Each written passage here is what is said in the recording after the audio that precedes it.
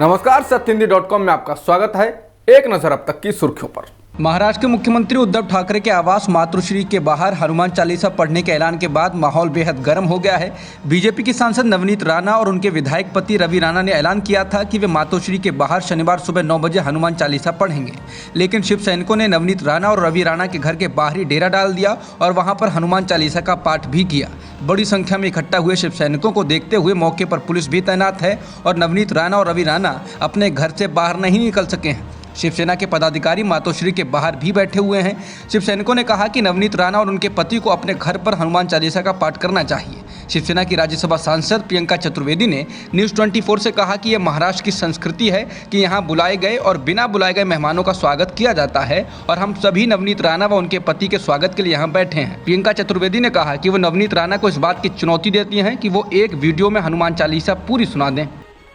शिवसेना ने अपने मुखपत्र सामना में बीजेपी पर हमला बोलते हुए कहा कि बीजेपी नाथूराम गोडसे का महिमा मंडन करती है, लेकिन भारत दौरे पर विदेशी मेहमानों को साबरमती आश्रम ले जाया जाता है क्योंकि वैश्विक स्तर पर गांधी ही देश की पहचान है। शिवसेना ने सामना में कहा कि जॉनसन साबरमती में थे, उसी दौरान जहांगीरपुरी क्षेत्र में जेसीबी की कार्रवाई में महात्मा गांधी की कई तस्वीरें ध्वस्त हो गईं, ऐसी तस्वीरें प्रकाशित हुई हैं। दूसरी तरफ भाजपा के कई महत्वपूर्ण लोग गोडसे प्रकरण पर चुप्पी साधे बैठे रहते हैं। गोडसे के महिमा का वो समर्थन करते हैं, परंतु उसी दौरान विदेशी मेहमानों को खींचते हुए गांधी जी के साबरमती आश्रम ले जाया जाता है और सूत काटने को लगाया जाता है। ये अचंबा ही है। शिवसेना ने कहा कि लौह पुरुष सरदार पटेल की इतनी भव्य प्रतिमा व स्मारक गुजरात में तैयार किया गया है, वहां जॉनसन और दूसरे मेहमानों को नहीं ले जाया जाता क्योंकि वैश्विक स्तर पर गांधी ही देश की पहचान है। फिर ढोंग क्यों करना चाहिए। उत्तर प्रदेश के प्रयागराज में एक बार फिर दिल दहलाने वाली वारदात हुई है। एक ही परिवार के 5 लोगों की बेरहमी से हत्या कर दी गई और उनके घर में आग भी लगा दी गई। प्रयागराज में कुछ दिन पहले भी एक ही परिवार के 5 लोगों की गला रेत कर हत्या कर दी गई थी।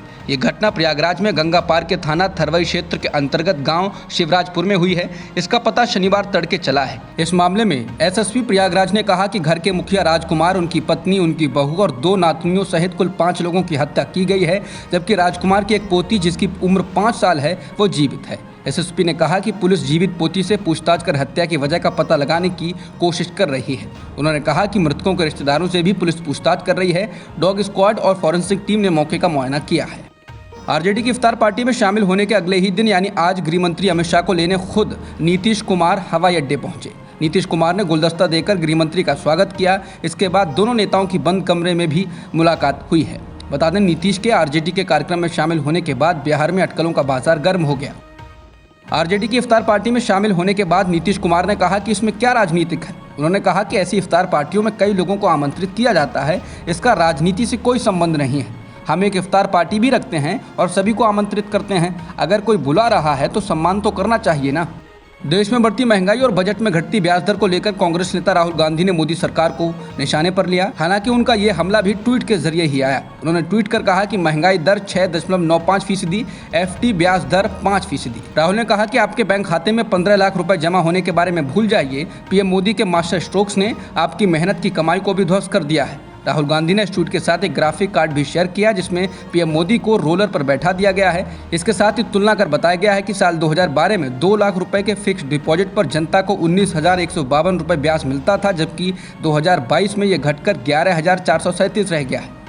प्रशांत किशोर के कांग्रेस में शामिल होने की अटकलों के बीच पार्टी के वरिष्ठ नेता कमलनाथ ने बड़ा बयान दिया है। उन्होंने कहा कि हमें मध्य प्रदेश में किसी की जरूरत नहीं है। कमलनाथ ने कहा कि प्रशांत किशोर आए या ना आए, हम तैयार हैं और मध्य प्रदेश में किसी पर निर्भर नहीं है।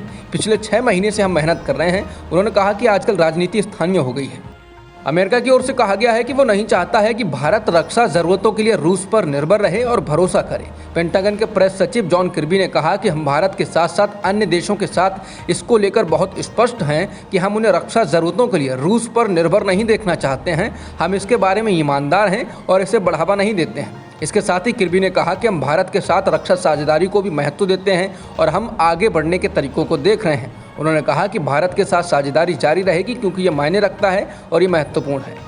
विश्वविद्यालय अनुदान आयोग यानी कि यूजीसी और भारत में तकनीकी शिक्षा को बढ़ावा देने वाले एआईसीटीई ने आगाह किया है कि भारतीय छात्र पाकिस्तान के किसी कॉलेज या अन्य शिक्षण संस्थान में दाखिला न लें। चेतावनी में कहा गया है कि अगर वे पाकिस्तान से पढ़कर आते हैं तो ऐसे छात्र भारत में नौकरी व उच्च शिक्षा प्राप्त करने के पात्र नहीं होंगे। 1 महीने पहले ही भारतीय छात्रों को चीन के शिक्षण संस्थानों में उच्च शिक्षा हासिल करने से बचने की चेतावनी दी गई थी। नीति आयोग के नए वाइस चेयरमैन सुमन बेरी होंगे। सुमन बेरी 1 मई से पदभार संभाल लेंगे। ऐसा नीति आयोग से राजीव कुमार के अचानक इस्तीफा देने के बाद हुआ है। राजीव कुमार का कार्यकाल 30 अप्रैल को पूरा होगा। एक सरकारी बयान में शुक्रवार को इस खबर की जानकारी दी गई। अब तक की खबरों में इतना ही। बाकी खबरों के लिए बने रहिए सत्यहिंदी.com के साथ।